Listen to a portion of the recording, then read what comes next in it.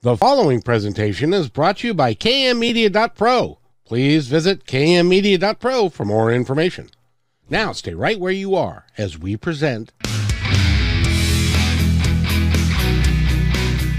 Welcome to Positive Talk Radio, evolving ideas one conversation at a time.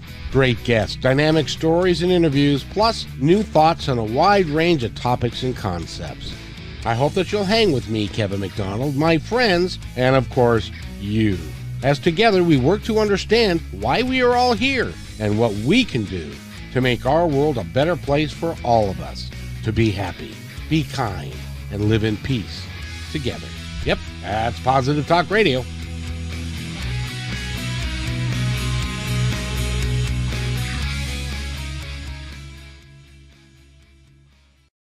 Episode of Positive Talk Radio. My name is Kevin McDonald. I'm your host, and today we've got a great show for you.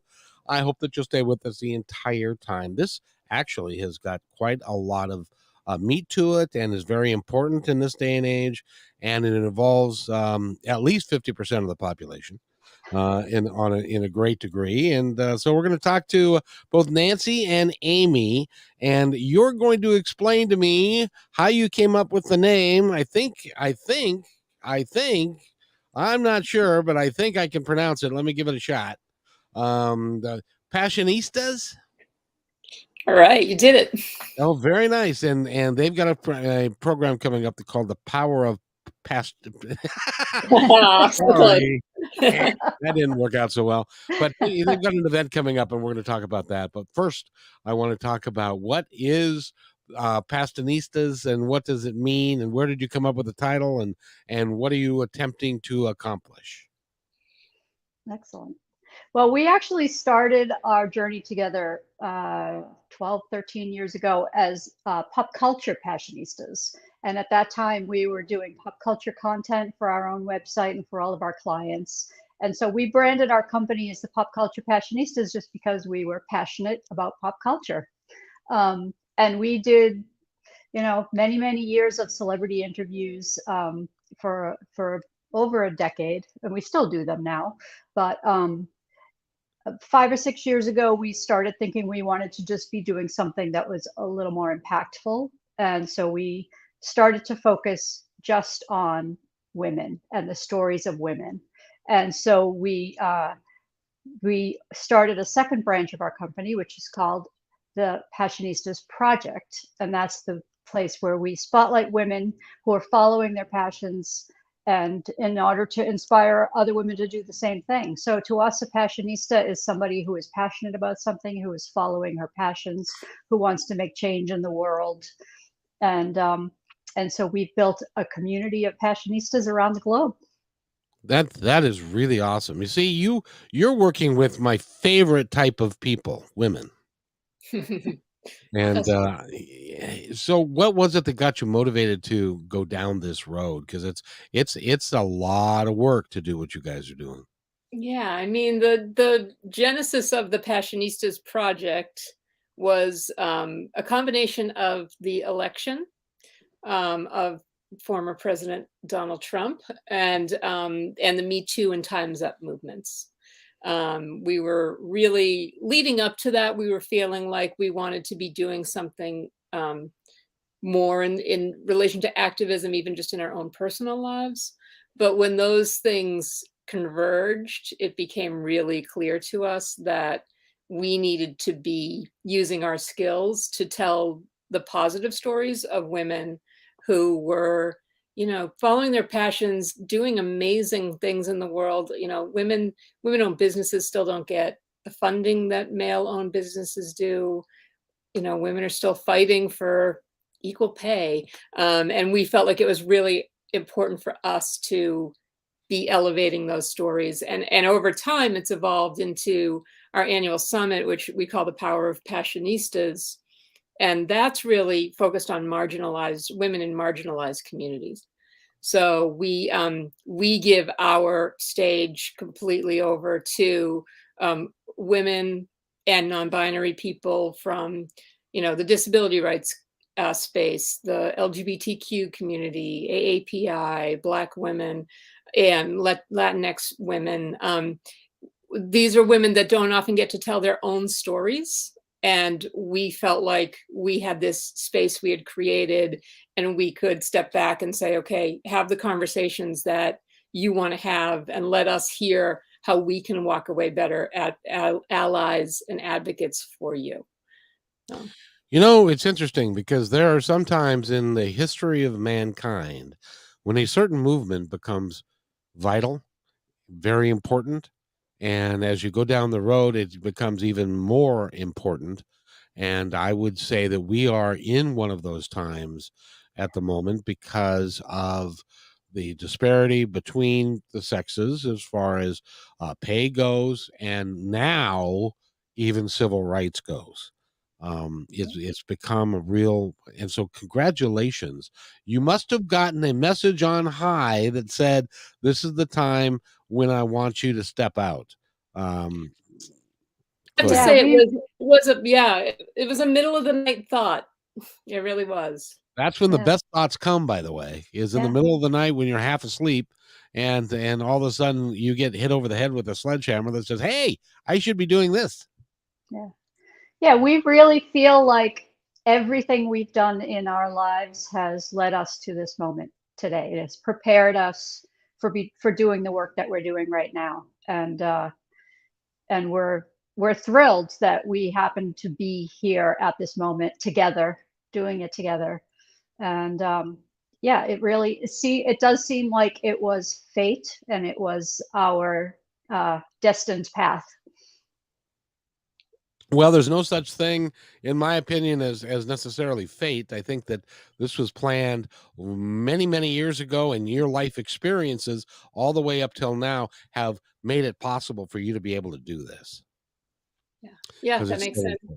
Yeah, we're constantly surprised at, like, even we're a 2-woman show, we have some support, just amazing women in our community, but we don't have a staff. So we do 99% of it ourselves. And we're constantly amazed that it's like, oh my God, we need to edit something. Oh, okay, we know how to edit. Okay, now we need to do social media. Okay, we figured out how to do that. So really, it's a culmination of everything we've learned and keep learning every day. So we're lucky. I understand exactly where you're coming from because I are the same way. For a long time, I did this all by myself, and but now I've got a little team around me that is loyal and efficient, and they do a really nice job. We'll talk about that after the show, and I got an idea for you or two. Great. Excellent. We love ideas. Absolutely. So it is vital that you're working to do this. Now, I got a feeling just out of I was just going to say this, that the election of the 45th president will have what they call unintended consequences. And one of those unintended consequences is that there are people that are going to not sit still for what's been going on anymore because it's getting worse. And so I applaud the work that you're doing, and also your inclusivity of everybody, regardless of who they love, how they feel.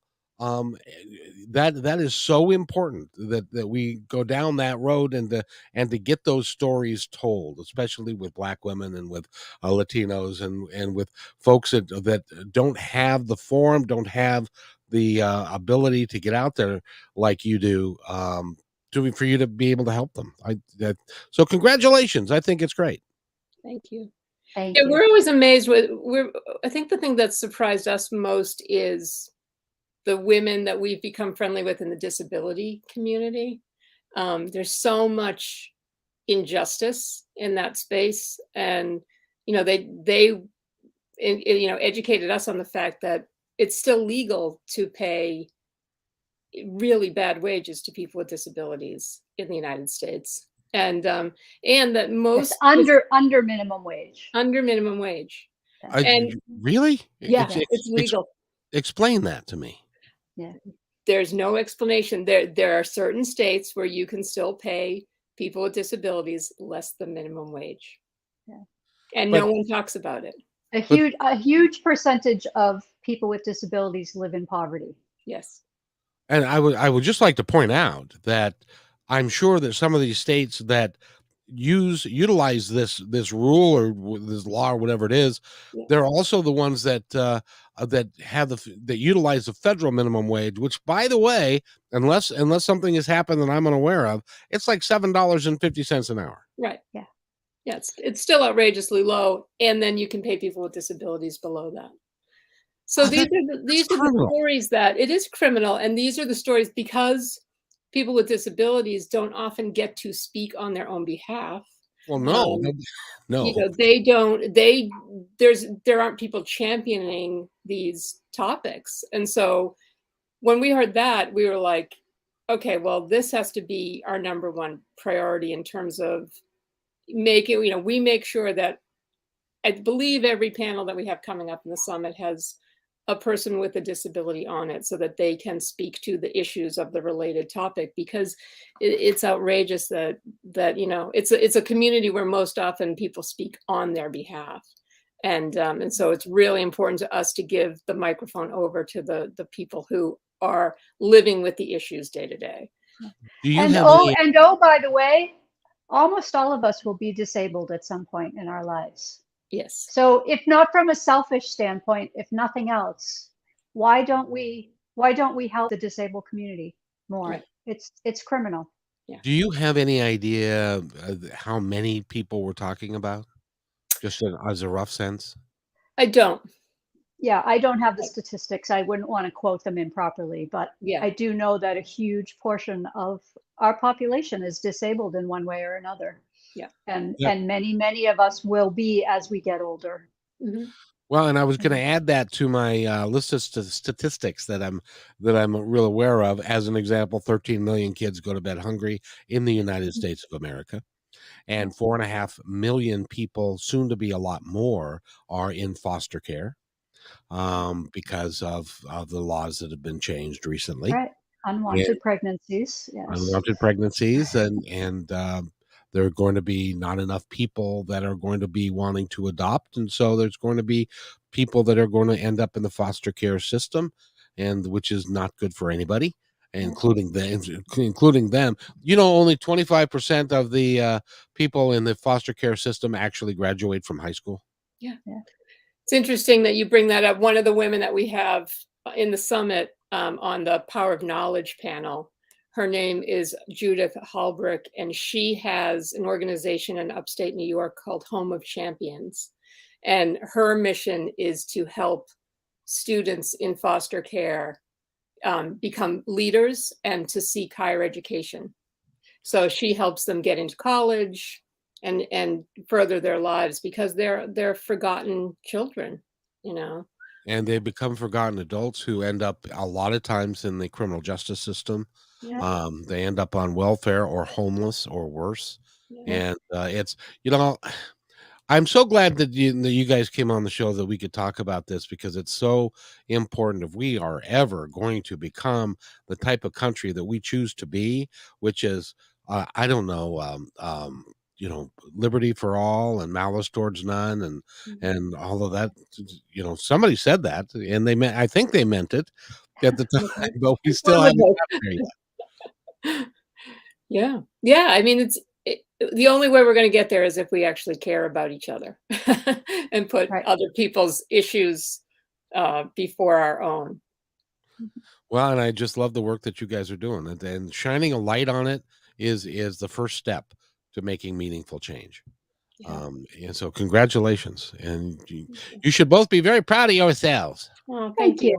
We're really proud of the women that we're working with, because they're the ones that are out on the front lines every day, doing the work in their communities. And we're really fortunate that they share their knowledge with us in our community. And all we can do is hope that we're making enough of a contribution collectively to make their lives better. One of the things that I do on Positive Talk Radio on the radio side, which is KKNW 1150 AM, is I have a segment that I call Angels Among Us. And I would really like to focus on you and also some of your other speakers and folks that are intimately involved with making meaningful change, because I'd like to highlight that. So I would encourage you and invite you to invite them, and we'll put them on the air and have a great time talking about people that are really honestly trying to do something better for the betterment of all. We would love that. That's wonderful. Yeah, we can send you a nice long list. I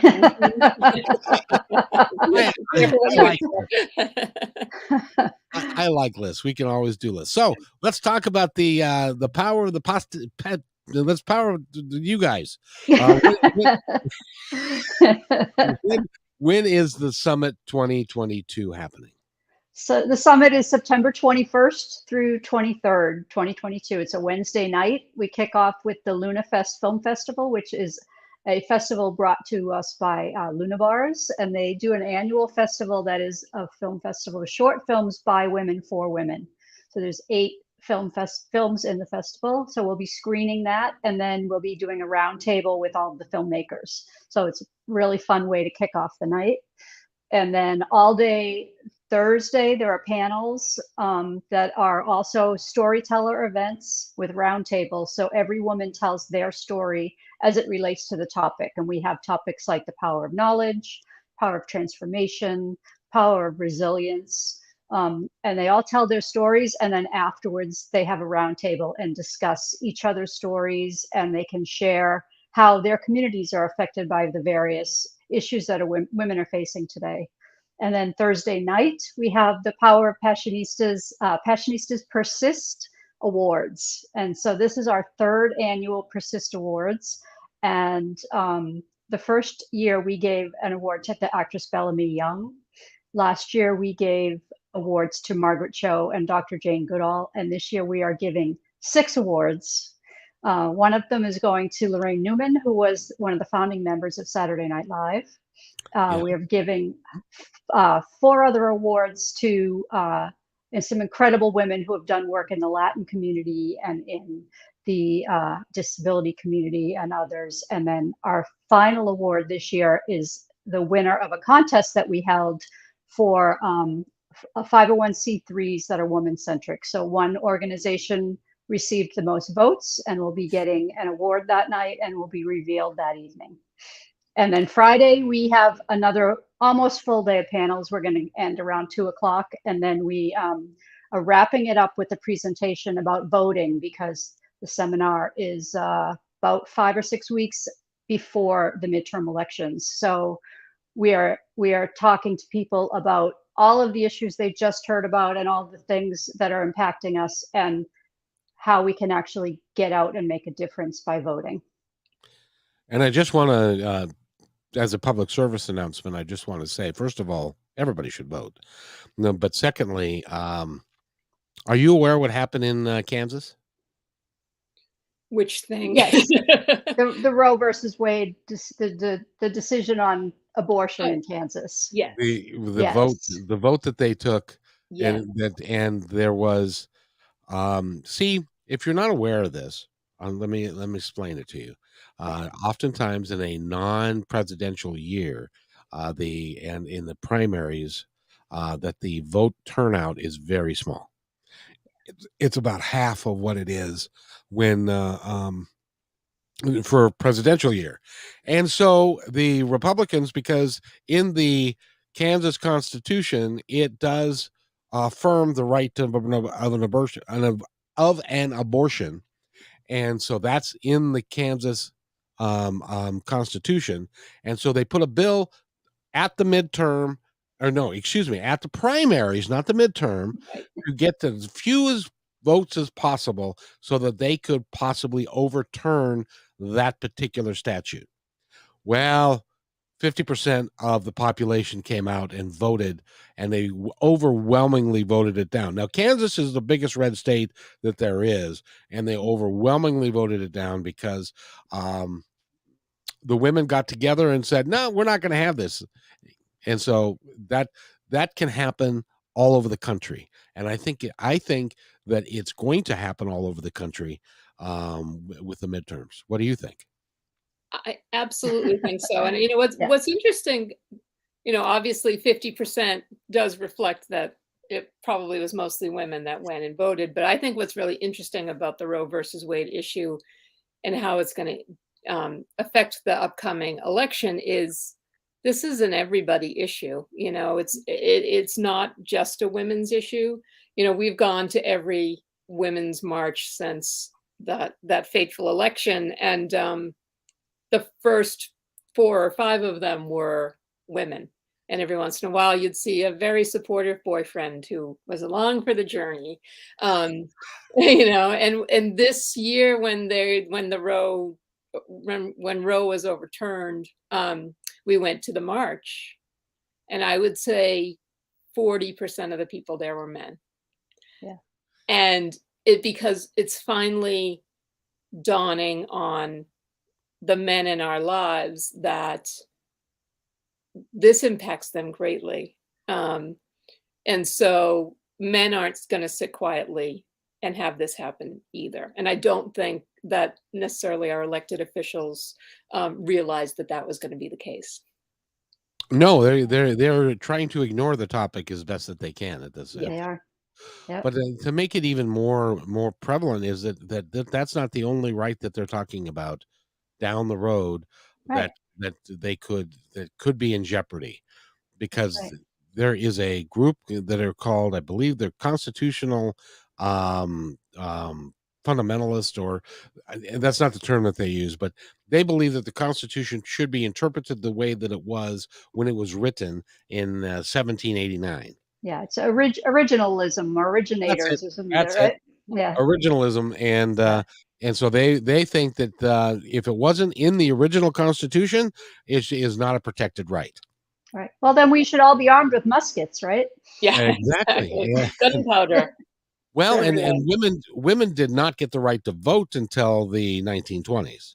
Yes. Right, and not all women got the right to vote in the 1920s. Correct. That was the genesis of our summit. It was the 100th anniversary of women getting the right to vote, and yet it was marking an anniversary that didn't honor all women.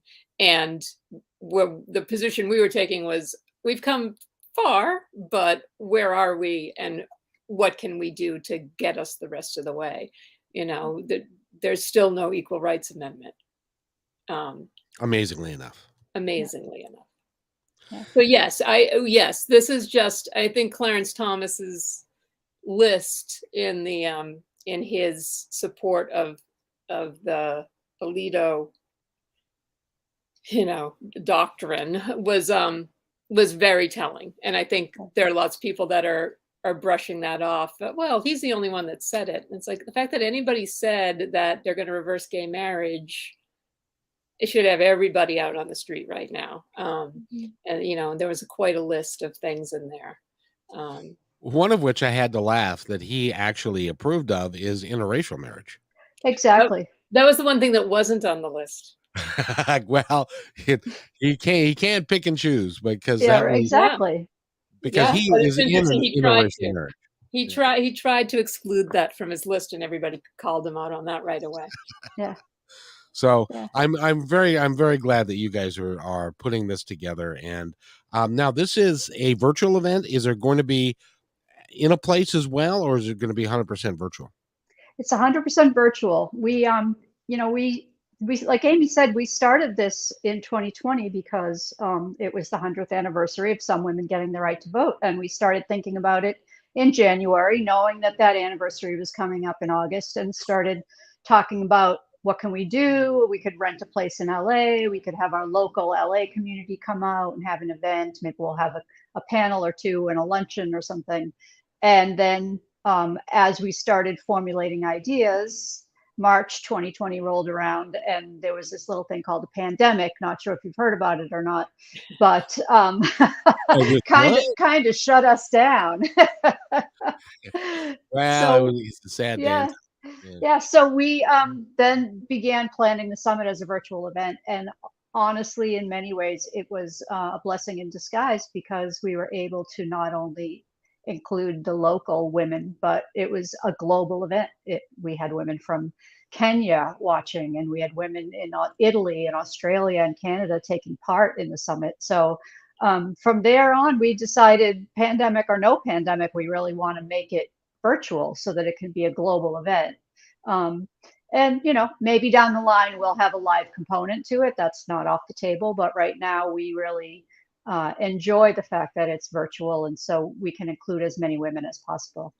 Well, there's so much more that you can do virtually now than you used to Mhm. be able to do, that you Yeah. can create the exact event virtually that you can with people in the room. It Yeah. because Yeah. it works actually even better because you can have 100 people that are on camera at any given time, and the technology has just gotten so good that it doesn't Yeah. matter if it's Yeah. live or if it's virtual. Yeah, it's cool. The platform we're using this year is called Hopin, and we have our main stage where we can have the big events. We have sessions where everybody can do the panels where there's Q&As. There's a virtual lobby, so we have exhibitors and sponsors there, and then there's speed networking. So there'll be times during the course of the weekend, the 3-day event where you can have one-on-one 5-minute speed networking sessions with other people who are attending. And we've done those at other events, and they're really great. You connect with some amazing people. So yeah, it's just as good as being in person, except you can be in your sweatpants, which is my goal in life. Exactly. Exactly. Well, I just applaud what you guys are doing, and I think it's really cool. Now, the award that you have coming up, what do you call them again? The Passionistas Persist Awards. And what are the qualifications? And can anybody enter this? How do they get The involved with it if they the know um somebody? the main awards are selected by the committee of Amy and I, with And some input trusted consultants. with input from our trusted consultants. So those are really just women that we admire, women who have persisted, women who have, we have a Trailblazer Award, so women who are trailblazers, the Vanguard Award, so somebody who has really stepped out in the forefront of their community. We have the Icon Award, and that's what we gave to Dr. Jane Goodall last year, and what we're giving to Lorraine Newman this year. So those awards are really, if people have thoughts and ideas of people to nominate, and we usually go out on social media and ask our community, like, who do you think we should give the awards to? So those are chosen just by committee. The Passionistas Persist Visionary Award this year is the award we're giving to a 501c3, and we put out a call through our email list and all of our social media platforms and our community to nominate women who have a charity that's women-centric, that's female-founded and women-centric. And so we got all sorts of nominations, and we picked the top 10 that had the most nominations, and then we had a 2-week period of voting where our community voted and their communities voted, and the woman who got the most votes is going to get the award. That could be a really big deal. You could end up making that a really big deal. Yeah. Yeah, we'd like to see it grow. What we do with the awards is we pre-record it. We get the award shipped to the recipient, and then we record interviews with every recipient. So Did you get an interview with Jane Goodall? we did an interview with Jane Goodall. It was the highlight of our career. Oh, that Really, there will never be a more incredible 30 minutes of our lives.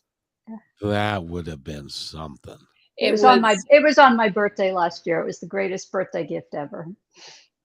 Oh, that is phenomenal. That is just phenomenal. It had been our dream since, she has been our idol since we were little girls. Of course. And anytime anybody ever, and we've interviewed a lot of really cool people, and but anytime anyone ever said, "Who's your dream?" we would say, "Jane Goodall, do you know her?" And nobody knew her. And we reached out to a friend who's just part of this big network, and he said, "That's ridiculous. I can't get you to Dr. Jane Goodall. No one can get to Dr. Jane Goodall." And then half an hour later, he called back and said, "I found somebody," and they gave me Jane Goodall's assistant's personal email address and a name you can use. And it took us about 8 months, but we confirmed the interview. And got to talk to her. She was in her childhood home, the home that she always talks and writes about. She looked out the window while we were talking to her and said, "That's the tree I used to climb, to read my Tarzan books." And it was the greatest 30 minutes. We don't have children, so I'm sure childbirth is a more religious experience, but for us, Only the very end. Yeah. The other parts are less than inspiring. Yeah. But that's really good. As a matter of fact, you've inspired me because I have something that and by the way, you both qualify for this. It's I have a program that's called Authentic Grit. It's people that don't quit, that live their lives fully and completely and work for the betterment of the planet. And in fact, one of them, which is resilient, you never quit, you have strength of character, you're positive, passionate, and humble. And so I'm going to create a Authentic Grit Award or series of awards. You should. That's a great idea. I'm going to do that, doggone it. Because, Excellent. and the thing is that you guys have gone down this road and you aren't quitting. Even though you've had issues, perhaps nothing is easy. Right. And everything has its own challenges, from editing to finding the right people. 8 months to get Ms. Goodall, that qualifies as Authentic Grit. We are gritty. If nothing else. You didn't stop. And that's really cool. And so did you give each other an award for being who you are? No. Our award is getting to work together every day. Yeah. Oh, that is so much fun. Now, do you guys live in the same area? We do. We're only 10 minutes apart. Oh, very nice. Very nice. So we lived apart for 10 years. Nancy was in Boston and I was in California. But now we live together, 10 minutes apart. Which coast did you end up on? The West. We are on the West Coast. We grew up on the East Coast. Which in the middle of the country? Like in Arkansas, I worked for a company out of Arkansas for a while. They call California the left coast. The left coast. We are left. But I think they could use a little bit of left. And anyway, that's it. Yeah. But so where do you see this going? Where do you see your careers going? How big do you want to take this? How important do you want to impact the world? I assume you want to impact the world to a great degree. Absolutely. I mean, we want to build it as big as we possibly can. Our mission is to continue with the podcast, which, we spotlight every 2 weeks. We post a new episode where we're spotlighting a different woman, everybody from a woman who founded an ice cream company to a woman who melts down nuclear weapons and sculpts peace angels. We want to continue with our subscription box, which is a quarterly box, lifestyle box filled with products from women-owned businesses. And that allows us to put some money into the female-based economy. We want to build a bigger shop on our website. We have a store on our website of all women-owned products, but we want to expand that. And we want the Power of Passionistas to be a huge annual event that everybody comes to. We welcome men to come as well. The stages are packed with women and non-binary people, but our audience has included men, and we encourage that because men have told us that they like it because it's what women are talking about when they're not in the room, and they finally get to hear the honest opinion and honest stories that women are telling. So that's really powerful to us. So we want to expand our audience base to make sure men know they're included. And then the Passionistas Awards, like you were saying, make that a bigger annual event. And beyond that, as many women as we can help, as much awareness as we can raise. We want to mentor young girls. Our charitable partner this year is Shiro's Rise, which is an organization founded by Sonali Pereira Bridges. And that organization helps young girls learn all the things they need to learn outside of the classroom, like gratitude and confidence. So they're our charitable partner this year, and they have a mentorship program. So we'd like to, whether it's with them in the future or on our own, have a mentorship program where we're encouraging young girls to follow their passions. What else, Nan? I'm tired just thinking about it. I think that's what we can do. Wait, you know, in response to the male issue or the men issue, Yeah. It seems to me that if you're a man and you're a father, number one, you're married to, I don't know, more than likely a woman, unless you want to be married to a man, and that's fine too. But if you're married to a woman and you have daughters, and you want the best for your daughter, so to live the best life that they can, to have the most advantages that they can, I can't imagine why you would not be for a program like yours. Are you finding that there's resistance among men at all, or are they just unaware of it? I think they're not aware of it. I think a little of both. I think that they're mostly not aware of it. But I think it depends on the man you talk to. I think, there are still a lot of men out there that, maybe even say they want women to have more equality, but they don't. Hence the reversal of Roe versus Wade. I mean, we all know that's not about babies. We all know that's about power and staying in charge. So, we personally haven't spoken to men who say, I'm not coming to that, but it's out there. It's out there just in the fact that we have a hard time spreading the word about it because people don't want to talk about it. People don't want to, admit that there's issues that need to be discussed. Especially when those issues relate to marginalized women. We had an aha moment, as Oprah would say, with our consultant, the amazing Dr. Melissa Bird, a few months into promoting the summit this year. We were like, why is it so hard to get people? Why is it difficult for us to get sponsors? Why is it hard to get, publicity? And we realized because we're giving voice to the women that have been held down for a very, very long time. And I think people are scared of hearing the real stories of what these women have to say sometimes. So we encourage everybody to put their egos aside, to put their fear aside, and to join the community, because making these women, these marginalized women that we know, are the most powerful, smartest, hardest working women on the planet, because they have to work 10 times harder than the rest of us have had to, because of the opportunities that we've had versus what they've had.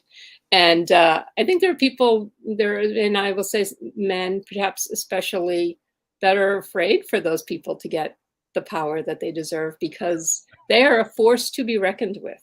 Yeah. Then they are indeed. They are indeed. I was a bus driver for 12 years in Seattle, so I know a great deal about women, and especially women who are single mothers, because whoever they had the baby with has decided, for whatever reason, he's either in jail or he's no longer part of their lives. And so they not only have to bring in the bacon, they've got to cook the bacon, they've got to put the kids to bed, they've got to get them to school. I can't imagine a harder life than that. No. Yeah. And oftentimes we have to work 2 jobs, and because they get paid less. Oh, absolutely. Yeah. It's hard to believe that in the United States of America, which some of us would call the best country in the world, that we have some of these problems that are inherent in the system. It's got to change. It's just got to change. And that's why we at Positive Talk Radio support what you guys are doing and want to do everything that we can for you to be a success. First of all, your podcast, what's it called, and how can somebody find it? It's called the Passionistas Project podcast, and it's available. That's an unusual name. Yeah, and it is available anywhere you can get your podcasts: Apple, Google, Spotify, everywhere. And you can also just go to the passionistasproject.com and listen to it there. I know, it's right there. I'm looking at your website, and the name of your website, of course, is The PassionistasProject.com. That's easy to come across. And you've got a list of the folks that you're going to be at the virtual event. You got a ton of women that are there that are There are going to be about speaking. 50 women and non-binary people involved. An amazing assortment of people, and really powerful. And like Nancy said, international. We have many women who will be coming in from Australia virtually. There's a woman in Singapore. There's a woman in France. Some women in Canada. So yeah, it's an incredible international group of powerhouse women. So when you two were sitting across from each other, or perhaps digitally, in different parts of the country, and you started coming up with this idea, did you ever stop to think that it was going to become what it is today and where it's going? No idea. No clue. We really didn't. Like I said, it started as like, let's gather together the 20 women that we know in Los Angeles and have a lunch. That's really what it was going to be. And here we are, 50 and women, we have this 5 countries. Yeah. We have the Mary Tyler Moore party fear that we're going to throw a party and no one's going to show up. So we were like, okay, we'll do a little thing in the afternoon and we'll prepare ourselves that no one will be there. So the fact that people are showing up on a regular basis is really awesome. Well, it's because if you build it, they will come. That's right.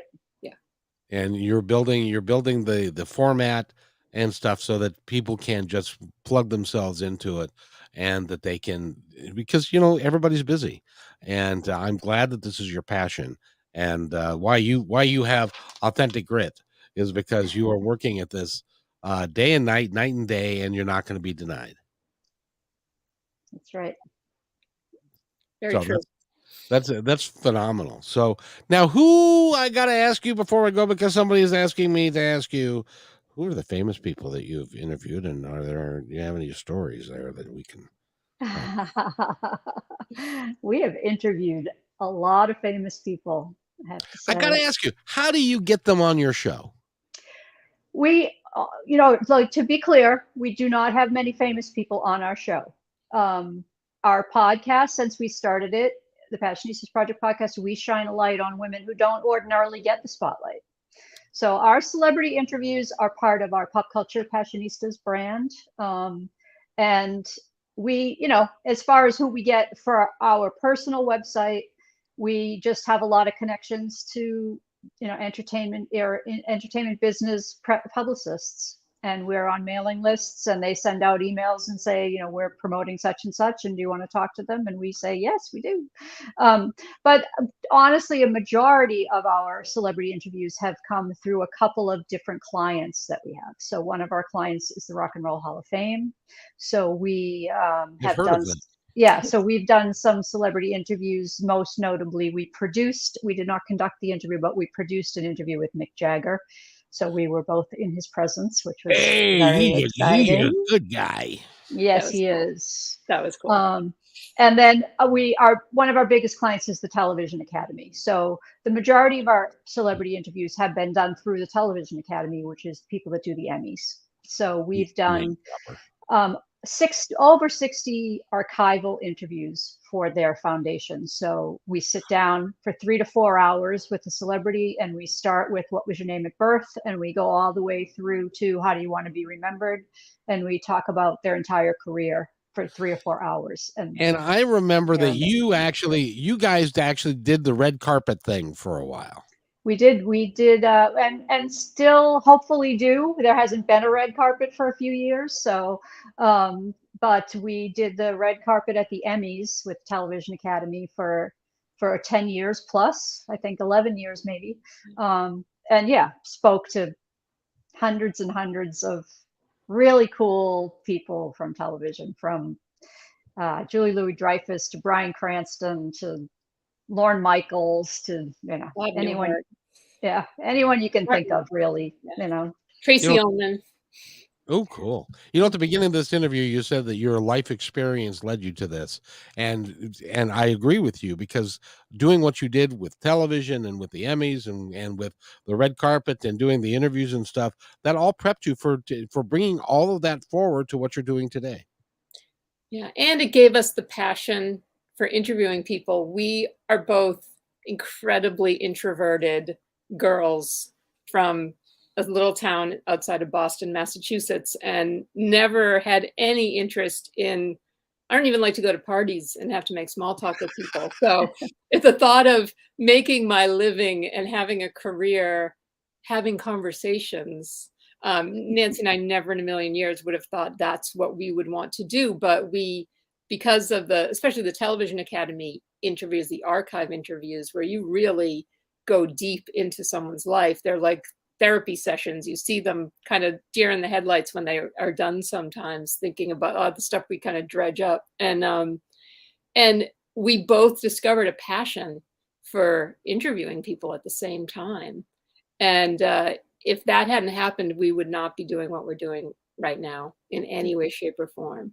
But because we loved helping people tell their stories so much, we knew that when we had the idea for the Passionistas Project, it was like, that's how we should do it. We should make it, just give people the platform to tell their stories. Well, now you're making me nervous because I'm hoping that my interview style is okay for you guys, because you're professionals. We love talking to you. It's wonderful. We love it. Well, that's good. I'm glad. Thank goodness for that. I can only tell you. I enjoy talking to you guys. I want to have you on the show again. You know what was interesting? When somebody first came to me with having you guys on, it was like, and I don't know who it was or where, but it was like, are you sure he's a guy? Is he going to want to interview you guys and stuff? Is he going to want to go down that, that place and stuff? And my assistant said, oh, absolutely. Because he's got a soft spot for this kind of thing. And I do, because women are some of the best people that I've ever met, and they deserve everything that God gave them, and God gave guys, and we should all be 100% equal. Well, we appreciate that. And we also just say we love men. We have incredible men in our lives that support us. We've had a great father and brother who were champions of us our whole lives. And we've had incredible male mentors that have helped us through our careers. So this isn't an anti-man movement at all. No, it really is just about leveling the playing field. But and just so you know, it doesn't come across as being anti-male. Good. It comes across as being positive person for everybody. And just because you're focusing on women, it just so happens, I don't know if anybody's noticed, but it just so happens that you still haven't caught up to us yet. Okay. And until we can look at each other across the gender divide and go, we are all equal, and we are all paid the same, and we all get the same rights, and we're all doing the same stuff. Until we get there, then of course we need to highlight the deficiencies in our system, because there are many. Yeah, I think our ultimate dream is to not have to do this anymore, because it's not an issue.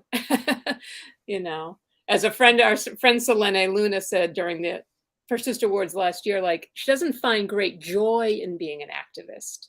It's not like something everybody wants to do. We do it because it has to be done, and we're lucky that we are happy to be in the company we're in and supporting the people we're supporting. But nothing would make us happier than for these to not be issues anymore. There's an old saying, goes something like this: if not you, who? If not now, when? Mm-hmm. And absolutely, it is time. And, well, I take that back. It's well past time. Past time. And this should have been solved 200 years ago. Yeah. But it's not yet, and I applaud the work that you guys are doing to get this done. We've been talking to Amy Harrington and Nancy. What's your last name, Nancy? I'm sorry, I shouldn't have put it. I should have put it in the Zoom. I'm Nancy Harrington. Yeah. Are you sisters? We're sisters. Well, you didn't mention. Wait a minute, we missed that point. Can we start over? That's usually the first thing we say. Yeah, no, at least I didn't catch it. If you said it, I missed it. But but you guys are sisters. That's great. We are sisters. sisters. You know what's really cool about we've that? been best friends since the day Amy was born. See, that's the cool thing is that you're sisters and you're best friends, and you really actually like each other. There are lots of, as you know, there are lots of siblings that just don't get along. So we couldn't make it through a day without each other and our three other siblings who we love dearly as well. Yeah. Well, very good. Your parents were productive. That's nice. Productive and supportive. That's awesome. I have to wrap this up, but I would like to give both of you an opportunity to say anything that you would like to our audience, those that are listening now and those that will be listening in the future. I would just like to say, please buy a ticket to the seminar. The Power Passionistas Summit in September 21 through 23rd. And the PassionistasProject.com is where you can go buy tickets. You will not be sorry. It's going to be an amazing 3 days. Yeah, and I would expand that to say, join our community. Everybody is welcome. And we can only make this change if we do it together. So please be a part of the Passionistas community and help us change the world. And together we can change the world. Of that, I have no doubt. Yep, agreed. Ladies, thank you so much for being here. Will you come back and do KKNW with me and we can promote the event a little bit more? We would love that. Thank you for offering. Oh, you're more than welcome. It's you guys are angels among us, and you're working to make a positive change in the world. And I can't thank you enough for doing the work you're doing. Well, right back at you. We so admire what you're doing. So thank you. Well, gee whiz, we got a mutual admiration society. That's pretty cool. Ladies, thank you very much. If you wait there, I will be right back. Okay. Hey, thanks for enjoying this episode all the way to the end. Please give us a like and subscribe to this channel. This has been a production of PositiveTalkRadio.net. Please visit our website, oddly named PositiveTalkRadio.net, for more details about us and our mission, which is to provide great positive programming designed to inspire us all. I'm Kevin McDonald, and I'm proud of these shows, and I truly hope that you'll like them and share them with friends and family. So on behalf of our entire team, remember, be kind to one another because each other's all we got.